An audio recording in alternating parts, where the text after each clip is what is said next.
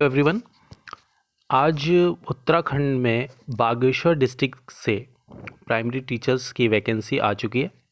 और सबसे पहले ये अपडेट मैं आपके सामने लाया हूँ। ई लर्निंग गैलेक्सी मेरा चैनल है, प्लीज़ इसे सब्सक्राइब करिएगा और इस वीडियो को ज़्यादा से ज़्यादा अपने दोस्तों को जो प्राइमरी टीचर्स के फॉर्म के लिए अभी इंतज़ार कर रहे थे, उन सबको ये वीडियोस भेजिए, ठीक है।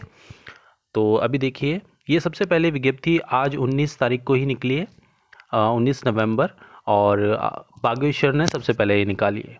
तो अब इसमें क्या है कि ये सब कुछ मैं बता देता हूँ। इसमें क्या है कि टोटल 200 इसमें पोस्ट निकली हैं, ठीक है।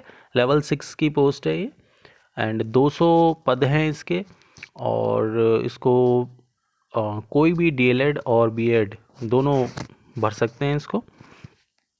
इसके अलावा थोड़ा सा मैं आपको बता देता हूँ इसमें है क्या, ठीक है। तो बेसिकली इसमें है कि 50% पोस्ट विद 50% पोस्ट जो हैं आर्ट्स के लिए, एंड इतनी ही साइंस साइड के लिए होंगी ये पोस्ट, ठीक है।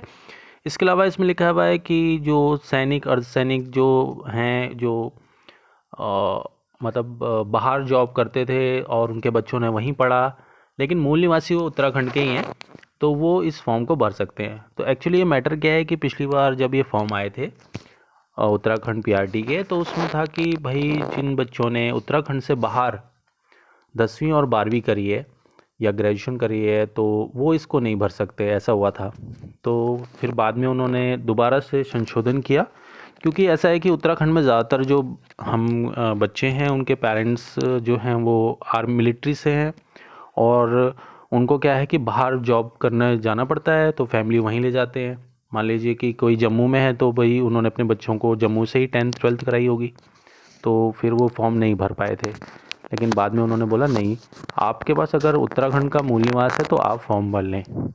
तो इस फॉर्म को भरने के लिए शर्त ये है कि आपके पास उत्तराखंड का मूल निवास होना चाहिए। इसके अलावा आपके पास उत्तराखंड से ही एम्प्लॉयमेंट ऑफिस में रजिस्ट्रेशन भी होना चाहिए, ठीक है। और रजिस्ट्रेशन नंबर भी होना चाहिए आपके पास उत्तराखंड का ही। अगर आपके पास ये दो चीज़ें हैं, आपने बीएड या डीएलएड में से कुछ किया है, तो आप इस फॉर्म को भर सकते हैं आराम से। तो मैं थोड़ा सा आपको क्वालिफ़िकेशन के बारे में इसमें बता देता हूँ कि इसमें क्वालिफ़िकेशन जो लिखी गई है, ठीक है। देखिए, इसमें राज्य के किसी भी जिला शिक्षा प्रशिक्षण जिला केंद्र में प्रारंभिक शिक्षा में द्वितीय वर्षीय डिप्लोमा डीएलएड, ठीक है। तो आपने डीएलएड किया हो यहीं से, या जिसे पूर्व या उत्तराखंड राज्य में बीटीसी, जिसे हम पहले बीटीसी कहते थे, उसको अब डीएलएड के नाम से जाना जाता है। तो अगर आपने वो किया है तो आप फॉर्म भरें।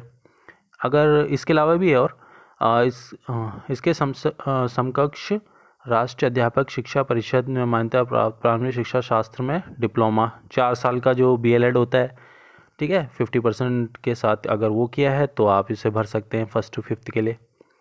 और 6 माह का अगर ब्रिज कोर्स किया है तो भी आप इसे भर सकते हैं।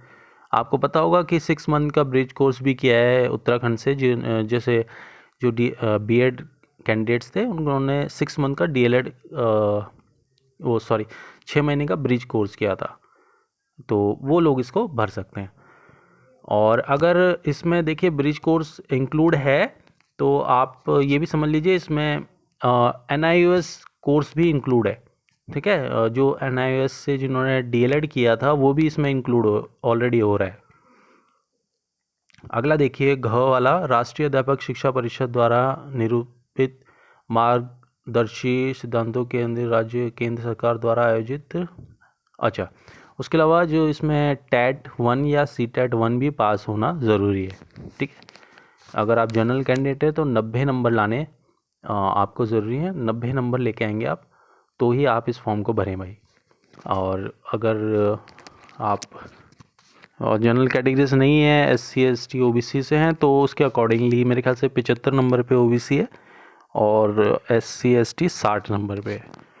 तो इतने मार्क्स, अगर आपके टैट के नंबर बता रहा हूँ मैं, अगर इतने नंबर टैट में है तो आप इस फॉर्म को भरने के लिए एलिजिबल हैं, ठीक है। और देख लेते हैं सहायक अध्यापक प्राथमिक के पदों हेतु आवेदन करने वाले अभ्यर्थियों का नाम उत्तराखंड राज्य किसे, अच्छा ओके, तो ये मैं पहले बताया था मैंने कि उत्तराखंड से ही जो सेवा नियोजन कार्यालय हैं वहाँ से आप रजिस्ट्रेशन भी पक्का करा लें भाई, ठीक है, जिसको एम्प्लॉयमेंट ऑफिस बोलते हैं। और इसके अलावा आरक्षित वर्गों के अभ्यर्थी तथा एक श्रेणी अभ्यर्थियों को आरक्षण भर्ती के समय प्रति राज्य, ओके, इसकी कोई जरूरत नहीं है। फिर देखिए नेक्स्ट, भाई 21 साल से 42 साल के बीच के अभ्यर्थी ही इसको भरेंगे।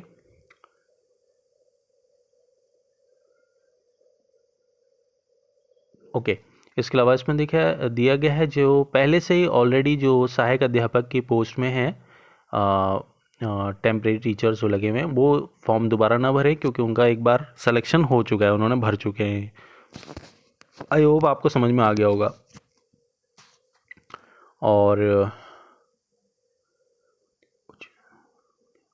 इसके अलावा लास्ट में देखिए ये पॉइंट भी इन्होंने लिखा है कि हाई कोर्ट ने बोला था कि इस फॉर्म को आप भर लेंगे, लेकिन जो लास्ट फाइनल जो होगा वो हाई कोर्ट ही तय करेगा। और इन्होंने भी कह दिया है कि भाई लास्ट जो है वो हाई कोर्ट के हाथ में ही है। अब इसके बाद एक इम्पॉर्टेंट चीज़ जो आपको याद रखनी है, देखिए अंतिम तिथि पूर्ण रूप से भरे हुए आवेदन पंजीकृत स्पीड पोस्ट डाक द्वारा 5 दिसंबर, तो भाई देखिए ज़्यादा टाइम भी नहीं है इन फॉर्म को भरने के लिए, 5 तारीख दिसंबर तक फॉर्म भरे जाएंगे। आज 19 तारीख हो चुकी है, ठीक है, ज़्यादा समय नहीं है। तो आप इस फॉर्म को ऑलरेडी बढ़िया से भर लीजिए। यहाँ पे पूरी मैं इसलिए इसे रोक के रखा हुआ है ताकि आप खुद भी पढ़ सकें इसको अच्छे से और फॉर्म जाके फिलअप कर सकें, ठीक है। लास्ट में फॉर्म जब फिलअप करना था, वो लास्ट में जब पूरा फॉर्म आप फिलअप कर देंगे तो ऊपर लिखेंगे आवेदन पत्र में लिफाफे में मोटे अक्षरों में क्या लिखना है, सहायक अध्यापक राजकीय प्राथमिक विद्यालय जनपद बागेश्वर हेतु आवेदन पत्र विज्ञप्ति संख्या सहित। विज्ञप्ति संख्या पहले दे रखी थी तो नीचे है 2022 और 21, ठीक है, विज्ञप्ति। तो ये आप फॉर्म भर लेंगे। मैं बता देता हूँ फॉर्म है कहाँ, ये देखिए ये फॉर्म भी मैं लेके आ गया हूँ आपके सामने, इसका स्क्रीनशॉट लेके आप नेट से निकाल के फॉर्म भर लें, ठीक है, यही भरना है। देखिए आवेदक का नाम, माता का नाम, फिर पिता का, पति का नाम अगर आप मैरिड हैं, जन्म तिथि भरिए, बिल्कुल सही से भरना, ठीक है, इस बार गलती ना हो जाए फॉर्म में भाई। और उसके बाद गृह जनपद, स्थायी पता, पत्र व्यवहार का पता, विषय वर्ग विज्ञान या विज्ञानोत्तर। अब विज्ञान होता है जो साइंस के हैं बंदे, और विज्ञानोत्तर यानी आर्ट्स एंड कॉमर्स, कोई भी वो भरें। उसके बाद दिनांक 1 जुलाई 2020 में आपकी एज कितनी काउंट हो रही है उसको निकाल के यहाँ लिखें। और आरक्षण अगर है तो वो लिखें।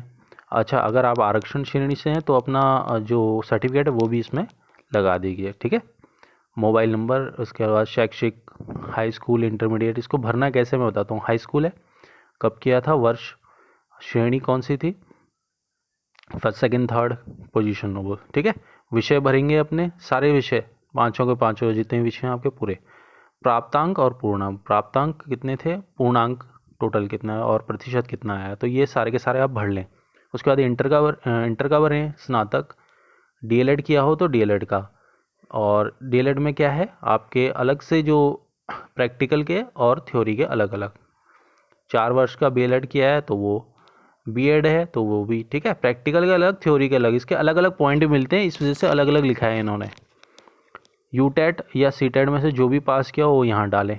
अब देखिए जिसमें आपके अच्छे होंगे ना वही डालना, ऐसे मत करना कि दोनों के दोनों डाल दिए क्योंकि मेरिट लगती है ना इसकी, तो टैट के बेस में बहुत ज़्यादा अंतर आ जाता है भाई। जिसमें अच्छे मार्क्स हों आपके टैट में, जैसे आपने चाहे 1 2 3 बार पास किया हो, जिसमें सबसे हाईएस्ट मार्क्स होंगे वो वाला डाल देना, ठीक है। इसके अलावा अन्य योग्यता, और कोई योग्यता है तो वो डाल दीजिए, वैसे इसके कोई पॉइंट नहीं मिलते हैं और योग्यता के, ठीक है। और सेवा योजन कार्यालय में पंजीकरण संख्या, तो यहाँ पे आगे पंजीकरण संख्या डाल दें आप, ठीक है। अगर रजिस्ट्रेशन नहीं है तो भाई जल्दी से जल्दी करा लो, क्योंकि इसके बाद जैसे ये फॉर्म आते हैं ना, बड़ी भीड़ लग जाती है और वहाँ पे फिर काम नहीं बन पाता, तो जल्दी करें ये काम।